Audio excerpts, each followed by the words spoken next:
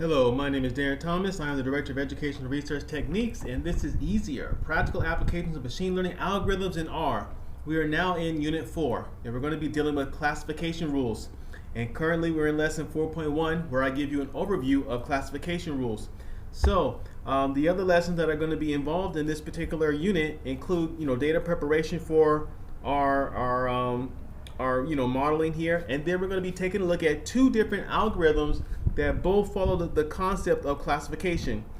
In lesson 4.3, we'll be taking a look at the one rule algorithm that gives you one rule, and then in lesson 4.4, we'll give you an example of the JRIP algorithm that makes many rules. That's probably what the J stands for. In both these lessons, we'll be doing model development and testing together for the sake of saving time, and hopefully by now you're familiar with the process of training data and then having a test set, training a model and then testing a model. So having said that, let's get an overview of how classification rules work. So I know there's some small text on here, but be patient with me. So classification rules basically work in an ideal of if then, if else format. So if you look right here in the second bullet here, you have here an if else statement, which means that if this happens, do A, or if this does not happen, do B. So what's kind of happened is that, all right, you have an A choice and you have a B choice. So if A happens, you do the following down here. If B happens, then you do something different. It all depends on whatever it is that meets the criteria. So what's happening is that you have this if-else statement. Now, if you're more familiar with computer science, you know all about if-else statements that, okay, if it meets a certain condition, take this path in the code. If it doesn't meet this condition, take this other path in the code, and the computer is able to do different things based on the different conditions that you give it to it. Now, in the second bullet right here, we continue this by talking about how there are two parts to a classification rule, and those two parts are the antecedent and the consequent. These are terms that are commonly associated with grammar and English, if you will, but the antecedent is the thing that has to happen before the consequent.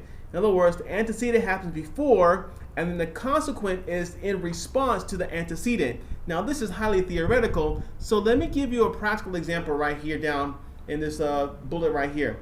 So let me read this to you. If the student studies at least 5 hours a week, then they will pass the class with an A, or else they will not pass with an A. So you have two choices here.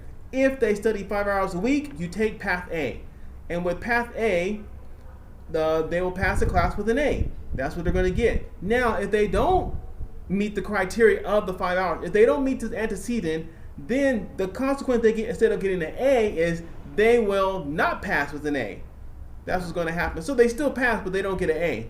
And so these two things are what's kind of determining what happens. If the student studies at least 5 hours a week, then they will pass the class with an A. And of course, I could put a second consequence here, or else they will not pass the class with an A. That's kind of what's happening. So technically, there might be two consequences here in this particular statement. And so again, if you look at the last bullet, the antecedent determines if the consequent takes place. That's very important. Now, classification rules, they are similar, or they have a lot in common with decision trees. The difference is that decision trees involve a complex systematic process to make a decision. So in other words, decision tree, they're calculating entropy and all this other complicated stuff. Classification rules aren't quite that complex. Now, in this course of videos, we're going to be taking a look at two types of algorithms that employ the classification rule process, if you will. And so the first one we're going to look at is the one rule algorithm.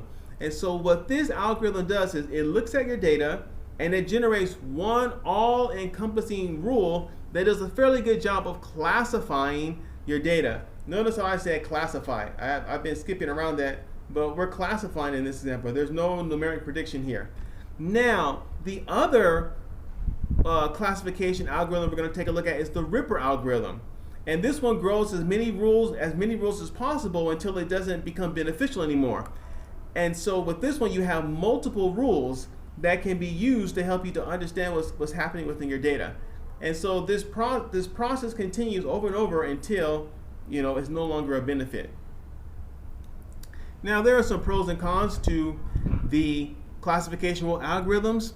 The great thing about them is that they stand alone. So you can pull a rule or rules from the results of your algorithms processing, and those rules can stand by themselves.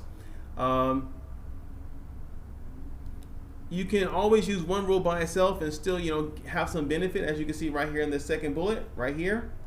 And the problem with now this is different from a decision tree, whereas when you have a decision tree, you have to take the whole thing. You cannot take pieces and parts of it for your own benefit and for your own purposes. It has to, the whole tree goes, or it doesn't work at all. Another benefit of this is that you don't have to be familiar with the process that created it. The information goes into the algorithm, and then you get the output, and you can apply that without having to really understand what's happening. Now, it is always much more beneficial to understand what is happening under the hood, but for your purposes here, just to become familiar with the process of using the algorithms to develop models is kind of our goal. And all the complexities that are happening with the calculations is not going to be discussed as much, and you don't have to be familiar with that in order to actually use the algorithm. That's important. Now, there are also some problems or some cons with classification rules. When you are dealing with this, most of your variables have to be nominal, or you could say categorical in nature. It doesn't do very well with a lot of continuous numerical data. And of course, especially with the Ripper algorithm, you can make a whole lot of rules, and they can get pretty complicated at times. So, having said that, in the next video, we're going to move on to our data preparation. And we're going to take, set up our things, and I'll tell you, what kind of data we're going to use and what's the purpose and our goal with that data. So, my name is Darren Thomas. I am the Director of Educational Research Techniques. This is Easier, Practical Applications of Machine Learning Algorithms in R. Take care.